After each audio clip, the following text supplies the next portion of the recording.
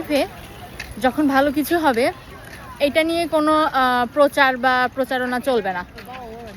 আপনার লাইফে যখন খারাপ কোনো ঘটনা ঘটবে বা আপনি যখন খারাপ কোনো সিচুয়েশনের মধ্যে দিয়ে যাবেন, তখন দেখবেন যে বাতাসের আগে সেই কথা প্রচারিত হচ্ছে। আপনি নিজেও জানবেন না, আপনি জানার আগে সেই জিনিসগুলো প্রচার হয়ে যাচ্ছে। আবার ওই সময়টা আপনি যদি চুপ থাকেন, তাহলে তারা ভাববে যে এই আপনার দুর্বল একটা পয়েন্ট তারা পেয়ে গেছে।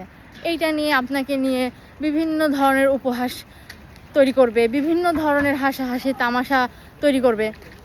তো লাইফের কিছু কিছু মুহূর্ত চুপ থাকা আসলে একদম উচিত না। যেটা না সেটা যখন তারা ছড়াবে বা সেটা যখন তারা বানাবে, অবশ্যই আপনার প্রতিবাদ করা উচিত। আপনি যা করেননি বা আপনি যদি অন্যায় না করে থাকেন, অবশ্যই মাথা নিচু করে থাকবেন না।